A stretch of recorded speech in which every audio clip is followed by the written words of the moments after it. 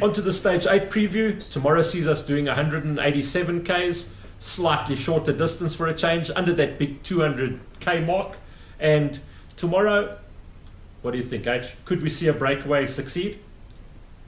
Most definitely think we could see a breakaway succeed. If you watch the stage today, you would have noticed that there were a couple of key riders that we've spoken about. Some that had originally made a breakaway in previous days. Thomas de Gent sitting on the back of the group there. We had Steve Cummings. Characteristic of him is always to sit on the back until he feels he's earmarked a stage that he wants to go for. Perfect scenario today. They're at the back. They don't care if they're going to get caught out in the gutter. They're going to pedal easy or within a certain time to make sure that they don't miss the time cutoff. Tomorrow and Sunday are days that the breakaway specialists are eyeing. They're licking their lips for it. They want to take a chance. And I think, if not tomorrow, we'll probably see a breakaway succeed by the end of the weekend. H, I think we have to throw in Tommy Vukler. Yes. He was in a breakaway the other day. He's a great breakaway specialist. And then there's another guy, another Frenchman, who loves the breakaway, Chavanel. Okay, so he's also a strong rider. If a break is going to succeed, it has a good chance of succeeding in the next 2 days. They are more lumpy, hillier stages. GC guys, you know, the less work that a team has to do for the GC rider, the less chasing, the less pulling on the front, the easier it is for them. They've got a long way to go. Any matches you burn today, you're going to pay for later on.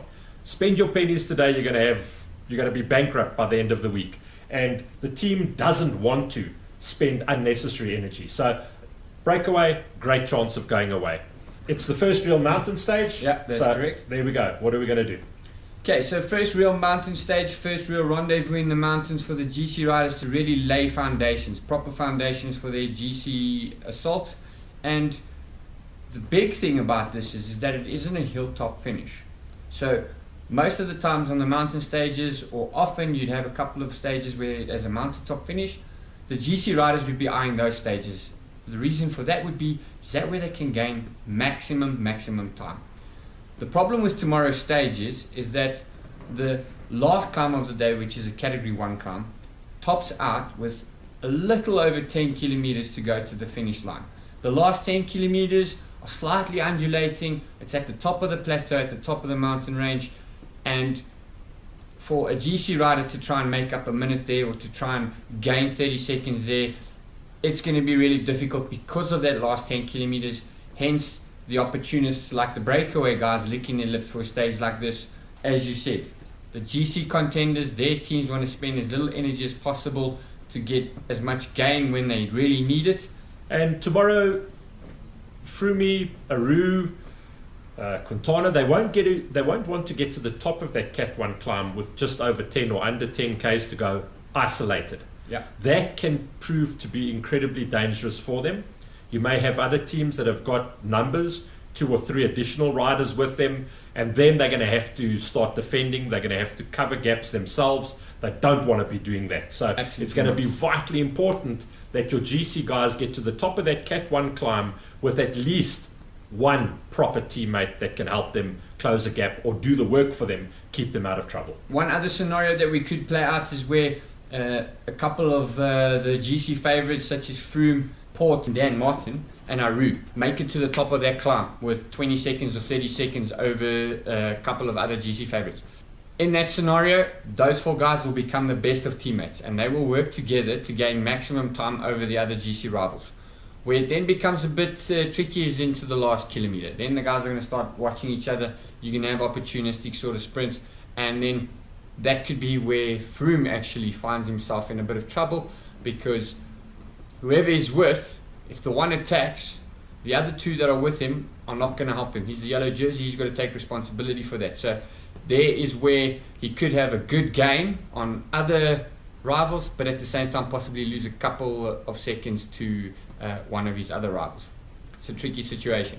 There is one other potential scenario that could pan out.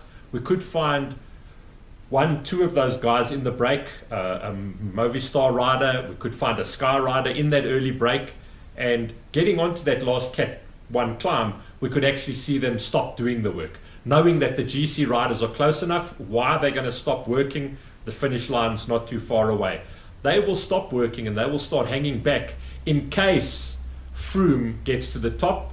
If it's a Sky Rider and Froome is isolated on that last climb, because they're in a breakaway, they'll stop, drop back, look after Froome. And the same any other GC riders that were in the break. So often you'll see on big climbs, guys go in a breakaway and then they stop pedaling and they wait for their GC riders to get up to them, and that just gives them that extra person to pull for that extra. If it's 100 meters, it makes a difference. We think it's going to be a very, very exciting stage tomorrow, especially from a breakaway point of view. The whole weekend from a breakaway point of view, the whole weekend from a general classification point of view. The sprinters are going to fade into the background, into obscurity for this weekend. They're going to be hiding in the back of the gruppetto, just surviving to the finish.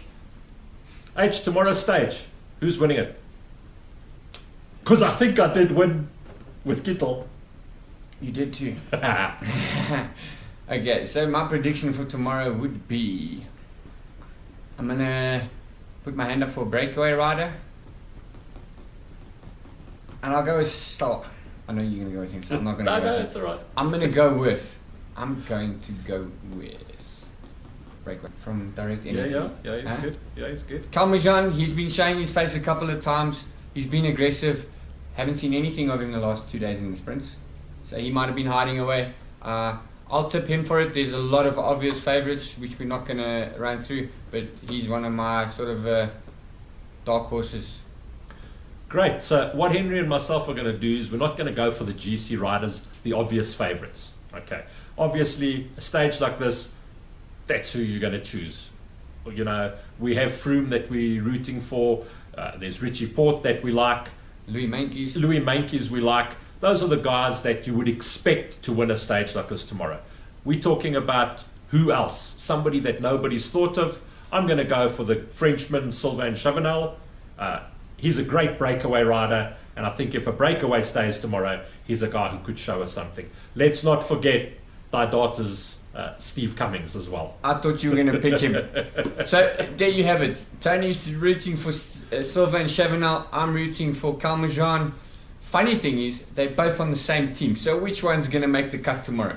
We'll have to find out. We're both rooting for Cummings. Both of us are rooting for Cummings. That's a wrap for tonight.